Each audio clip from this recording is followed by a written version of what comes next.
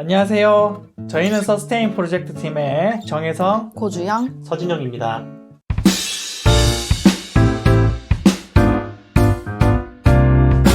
네, 안녕하세요. 서스테인 프로젝트입니다. 지난 시간에는 찬양 인도를 할 때 콘티를 어떻게 짜야 되는가에 대해서 이야기를 해주셨는데요. 오늘의 주제는 무엇인가요? 네, 오늘은 콘티를 짰다면 이제 합주를 어떻게 준비하느냐에 대해서 이야기해 보려고 합니다. 콘티만 짜서 이제 연주자들에게 바로 주면은 이 연습을 하다가 제가 예상하지 못했던 그런 상황들이 많이 벌어지는 경우가 있거든요. 네. 이제 합주를 하기 전에 먼저 인도자가 이런 준비 과정을 거쳐야지 연습 시간에도 좀 더 자연스럽고 효율적으로 연습을 할 수 있기 때문에 이 과정이 꼭 필요하다고 생각합니다. 네. 그래서 합주 전에 준비해야 할 3가지에 대해서 오늘은 말씀드리려고 합니다. 네, 사실 찬양팀 연습도 중요한 게 맞지만 연습이 잘 되려면 콘티를 잘 숙지하고 얼마나 잘 준비해서 연습 때 만나느냐에 따라서 연습의 질이 달라지고 그것이 예배로 이어진다고 생각하는데요. 그러면 합주 전에 준비해야 할 첫 번째는 무엇인가요? 네, 첫 번째는 루틴을 정하는 것입니다. 루틴은 효율적인 연습을 위해서 인도자와 밴드가 하는 약속입니다.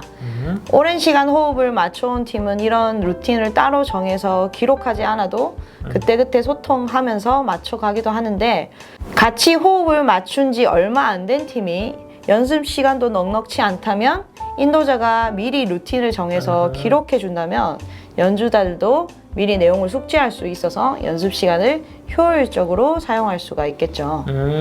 예를 들어서 한번 설명을 해보도록 하겠습니다.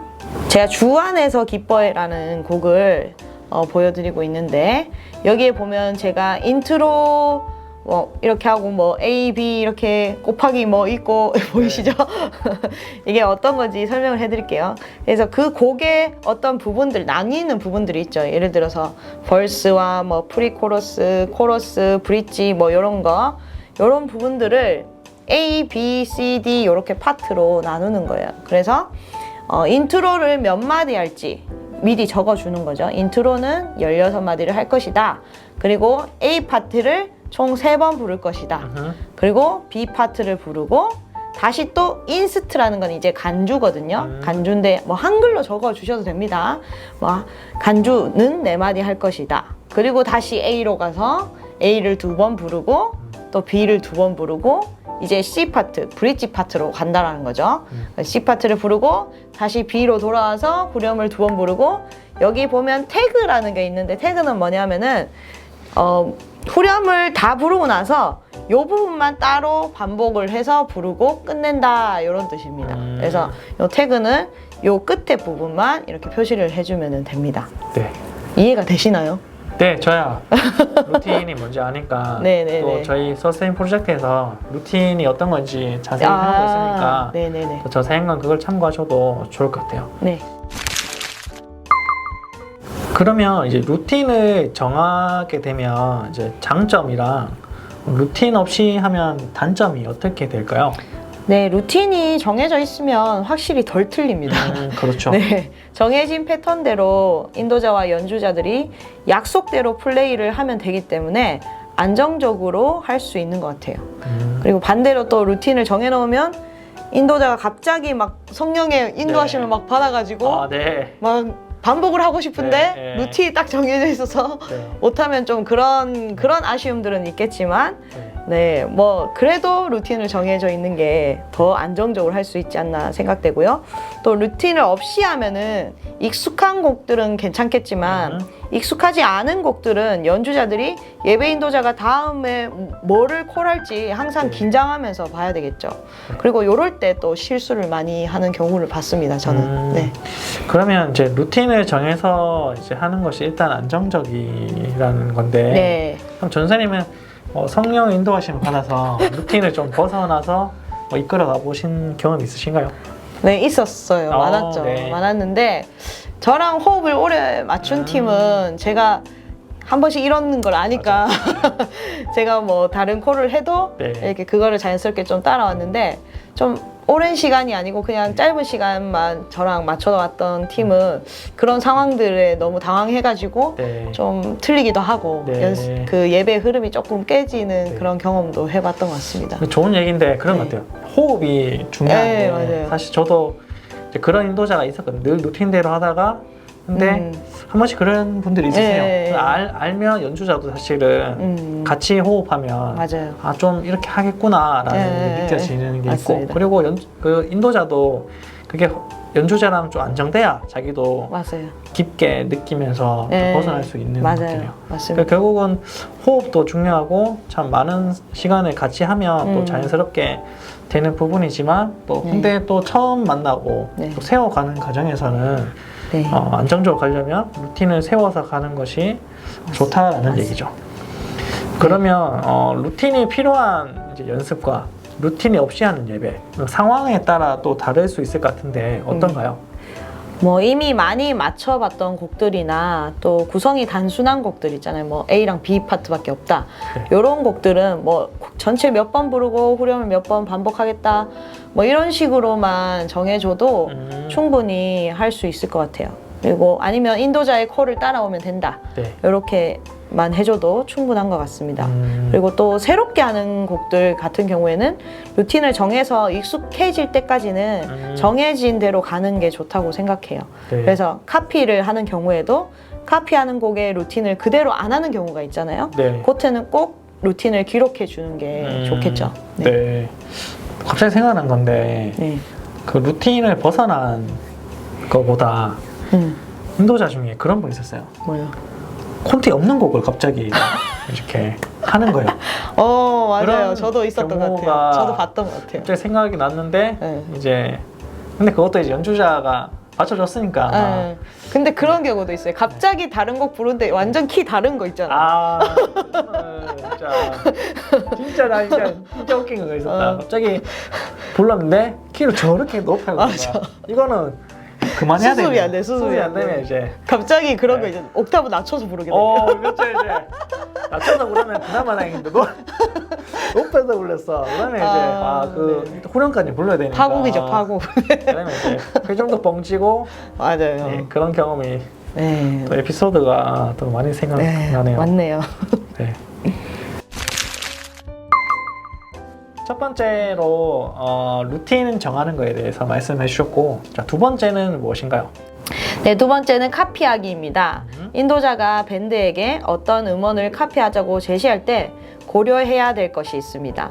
먼저는 밴드의 구성이 어떤지 그리고 카피곡을 소화할 수 있는 밴드의 구성인지를 봐야 되겠죠. 그리고 밴드의 연주자들의 실력이 어떤지 연주가 가능한 카피곡인지 밴드에 일렉 연주가 없는데 굳이 일렉 솔로가 인트로로 있는 곡이나 네. 또 반주가 들어있는 곡들을 카피하는 것은 아무래도 어렵겠죠. 또 건반 연주자가 재즈 코드 뭐 네. 이런 것들을 연주할 수 없는 실력인데 네. 그런 어려운 재즈풍의 코드들을 편곡된 음원을 연주하는 것도 되게 어렵겠죠. 그래서 그렇죠. 우리 밴드가 소화할 수 있을 만한 음원을 카피해야 연주자들도 부담을 안 느끼고 예배에 도움이 되는 연주를 할 수가 있을 것입니다. 네. 그 진짜 중요한 얘기인데 밴드의 수준이랄까 실력에 다르니까 네. 그거를 빨리 파악하는 게 중요할 것 같은데 네. 어떻게 금방 파악이 되시는 편이세요? 어떠세요? 금방은 뭐 한두 번 같이 해보면은 조금 네. 알 것 같긴 해요. 예. 그래서 뭐, 네. 요분은 요 정도로 치시는구나. 네. 이렇게 생각이 들죠. 네. 맞아요. 저는 인도자가 차이드 실력을 잘 모르고 되게 콘티를 어렵게 짜시는 분도 많이 만났고 맞아요. 근데 또 어려운 콘티를 짰는데 또 본인이 잘 안 되는데 이거를 요구하시는 분도 사실 만난 적이 있거든요. 네. 그럴 때 연주자들은 좀 힘들어하는데 그게 서로 좀 잘 맞는 게 중요한 것 같아요. 맞습니다. 그런데 또 너무 또 안주하는 것보다는 또 찬양팀 음악적 실력을 업그레이드하기 위해서 카피를 하는 것도 개인적으로 중요하다고 생각하는데 네. 어떻게 하는 게 사실 좋은가요, 경험상? 네, 맞습니다. 좀 더 다양하고 풍성한 예배를 위해서는 계속 새로운 곡들을 카피하는 것이 필요하다고 생각하거든요. 그래서 그런데 항상 좀 적당한 게 중요한 것 같아요. 매주 너무 어려운 곡들을 카피하려고 하면 연주자들도 너무 힘들겠죠. 네. 그래서 한 주는 좀 빡신 곡을 했다면 이제 그 다음 주는 좀 쉽고 편한 곡들 위주로 하고 네. 좀 그런 데 유도리 있게 유도리 있게 조절을 할 필요가 있는 것 같습니다. 카피를 싫어하는 팀원이 또 있을 수 있고, 그리고 실력이 팀 안에서 또 이게 좀 다른 경우도 있을 수 있잖아요. 그럴 네. 때는 어떻게 하셨는가요? 네, 연주자 본인이 실력이 그 카피할 곡 정도가 안 된다면은 물론 카피를 하기 싫어하겠죠. 네. 네, 그래서 저는 팀원이 너무 힘들어 하는데 카피를 강행할 생각은 별로 없고요. 그리고 카피곡이 많이 어려우면은 그 카피곡의 리듬이나 느낌은 가져가되 네. 본인이 연주하기 편하게 좀 바꿔서 연주하라고 제가 권하기도 합니다. 네. 예를 들어서 일렉 솔로 같은 경우에 카피곡이 너무 라인이 복잡해. 그러면 이제 연주자에게 그렇게 하지 말고 조금 쉽게 네. 자기 라인을 만들어서 연주를 하라고 얘기를 하는 거죠. 네. 그래서 그리고 팀 안에 실력이 다 다르면은 네. 실력이 좋은 사람한테 맞추는 게 아니라 네. 조금 부족한 사람한테 맞추는 게 필요합니다. 그래서 계속 연습하다 보면 그분도 늘거든요. 네. 그래서 그 늘면은 이제 조금씩 어려운 곡들을 해보는 거지 처음에는 좀 너무 부담을 주는 그런 카피곡은 안 했으면 좋겠습니다. 연사님은 연주보다는 그래도 사람을 먼저 좀 배려하고 그런 게 먼저라는 주의에 가까우신 것 같아요. 네. 저는 연주자 실력 때문에 이제 강하게 푸시하고 그런 인도자분도 많이 봤는데 그분들의 사실 또 장점은 그렇게 좀 강하게 하니까 연주자들이 좀 빠르게 이제 실력이 상승하는 건 있었던 것 같아요. 근데 또 이면에는 또 그거를 견디지 못한 지체들은 좀 상처를 받는 네, 지체도 맞습니다. 사실 있었고, 네. 그리고 인도자도 사실은 또 잘하고 싶은 욕심이 있잖아요. 맞아요. 그리고 실력도 중요하고 사람도 중요하고 이 그 균형을 잡아가는 것이 또 인도자의 역량이라고 생각이 드는데, 그동안 이제 인도를 하면서 이 두 가지 부분에 대해서 균형을 어떻게 맞추셨는지 궁금합니다. 저 참 어려운 부분인데 네. 저는 그래서 같은 곡이어도 이제 레퍼런스가 여러 개가 있잖아요. 그러면 그렇죠. 이제 좀 쉬운 곡들을 찾아서 연주자들이 따라할 수 있는 곡을 카피를 시키고, 또 매주 새로운 곡을 카피하는 게 아니라 오늘 좀 새로운 곡 했다면 다음 주에는 우리가 카피를 했던 곡 중에 또 맞췄던 곡이 있으면은 그거를 해가지고 뭐 또 하고, 그리고 또 다음에 또 새로운 걸 하고, 이런 식으로 1년 정도 같이 맞추다 보면요 곡이 쌓여요. 네. 그 카피를 많이 맞아요. 맞춰온 그런 곡들이 쌓이니까 이제 거기서 이렇게 여러 개를 골라서 또 콘티를 만들어서 하고, 또 그렇게 하다 보면 또 연주자들의 실력이 쌓입니다. 그래서 조금씩 더 어려운 곡들을 시도해 볼 수도 있고, 아까 전에 말씀드린 거랑 좀 비슷한 부분이긴 한데 네. 그런 이런 난이도를 제 스스로 이렇게 좀 조절하면서 짜는 거겠죠. 네. 이렇게. 네. 그걸 뭐 알아야 된다, 그죠? 맞죠? 네, 인도도 그렇죠. 인도자가 네네네. 이게 어느 게 어렵고 알면 좋죠. 네. 아는 만큼 또 배려할 수 있는 부분이 있는 맞습니다. 것 같아요. 맞습니다. 그러면 카피를 보통 하면 어떤 교회나 어떤 찬양팀을 많이 참고하시는 편인가요? 저는 개인적으로 어노인팅 팀 노래들을 좀 좋아하는데, 그래서 어노인팅 곡을 카피를 많이 했어요. 그리고 어노인팅이 좋은 게 그런 리드 시트 같은 게 다 있어요. 악보나. 네. 그래서 그런 것들을 이제 연주자들에게 공유해주면 네. 연주자들이 좀 더 쉽게 연주할 수 있죠. 그리고 교회는 특정한 교회를 정해놓지는 않고 요즘에 보면 여러 교회 예배 실황을 모아놓은 그런 채널들이 있어요. 맞아요. 그런 채널에서 제가 도움을 받기도 합니다. 네. 저도 그 채널 한 번씩 보는데 네. 진짜 여러 가지 그냥 편향되지 않고 네, 맞습니다. 많이 공유되고 진짜 자료가 진짜 잘 돼 있다는 생각이 들더라고요. 네.